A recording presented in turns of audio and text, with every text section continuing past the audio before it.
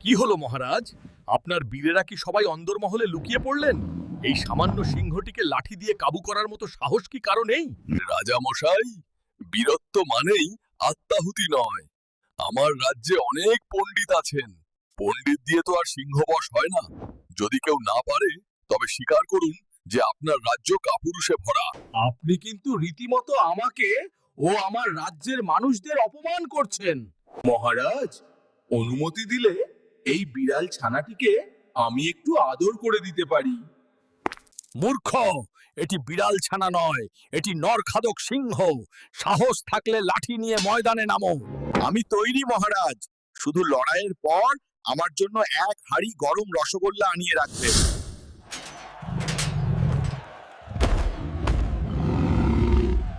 ওরে বাবা, সামনাসামনি তো বেশ বড় দেখাচ্ছে। এবার বুদ্ধিই ভরসা।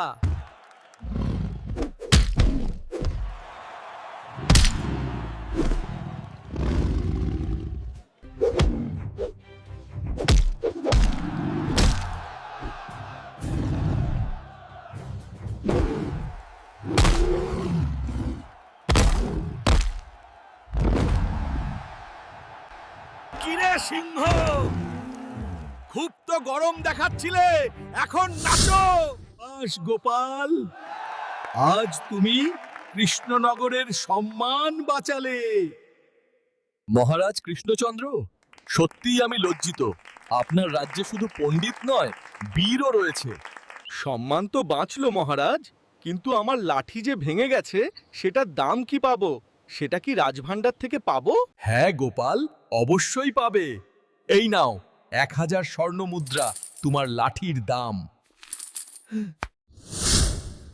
উফ, আর ভালো লাগে না মন্ত্রী। সেই এক পাশা খেলা, সেই এক গান বাজনা। নতুন কিছু নেই রাজ্যে। সুদূর সাইবারল্যান্ড থেকে এক অদ্ভুত বণিক আপনার দর্শন প্রার্থী। সাইবারল্যান্ড? সে আবার কোথায়? তাকে ভেতরে পাঠাও। মহারাজ, আমি এনেছি ভবিষ্যতের জাদু, অনলাইন ক্যাসিনো যন্ত্র। ক্যাসিনো? সেটা কি কোনো নতুন ধরনের মিষ্টি? না মন্ত্রী মশাই, এটি ভাগ্য দ্বিগুণ করার যন্ত্র। মহারাজ, এই দেখুন। মহারাজ, আপনি একটি স্বর্ণ মুদ্রা দিন, এই যন্ত্রে ঢোকান। ভাগ্য ভালো হলে তা 10 গুণ হয়ে বেরিয়ে আসবে।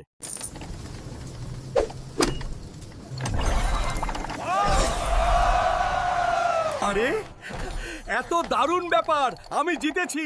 মন্ত্রী, রাজকোষ থেকে আরো মুদ্রা আনো। আজ আমি সব জিতে নেব।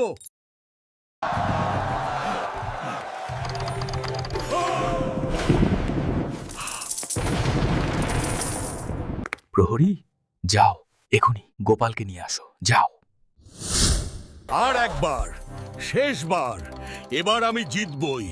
বণিক, আমার মুকুটের বদলে কত কয়েন দেবে? আজ সবাই কি নতুন কোনো যাত্রা শুরু হলো নাকি? গোপাল, এখন বিরক্ত করো না। আমি খুব গুরুত্বপূর্ণ বিনিয়োগ করছি। বিনিয়োগ? মহারাজ, আপনার অবস্থা দেখে তো মনে হচ্ছে আপনি ভিখারি হওয়ার প্র্যাকটিস করছেন। এই ভাঁড়, তুমি আমাদের ডিজিটাল বিজনেসে নাক গলাবে না। ওরে বাবা, ডিজিটাল বিজনেস! মহারাজ, এর চেয়ে ভালো আর লাভজনক জুয়া তো আমিই আপনাকে খেলাতে পারি। তোমার কাছে আবার কি খেলা আছে?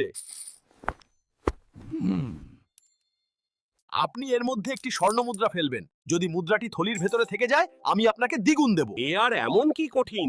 দে, আমি ফেলছি। ইস, মহারাজ, আপনি হেরে গেলেন। মুদ্রা তো থলিতে থাকলো না। গোপাল, তুই কি আমাকে গাধা পেয়েছিস? তোর থলির নিচে তো বিরাট বড় একটা ফুটো। আপনি আমার থলির ফুটোটা চোখে দেখতে পাচ্ছেন, তাই একে প্রতারণা বলছেন।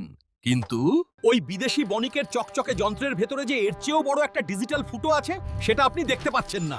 আমার ফুটো দিয়ে টাকা মাটিতে পড়ে, আর ওর ফুটো দিয়ে টাকা সোজা ওর দেশে চলে যায়।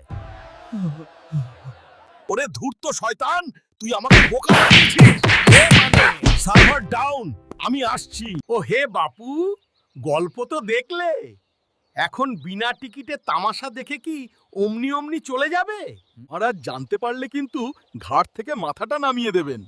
তার চেয়ে বরং ওই যে নিচের সাবস্ক্রাইব লেখা বোতামটা আছে না ওইটাই একটা জোরে চাপ দাও, আঙুলে ব্যথা লাগবে না, কথা দিচ্ছি। আর ওই ঘন্টাটা বাজিয়ে দাও, যাতে পরের বার আমি আসতেই তোমার ফোনের পেটে গুড়গুড় শব্দ হয়।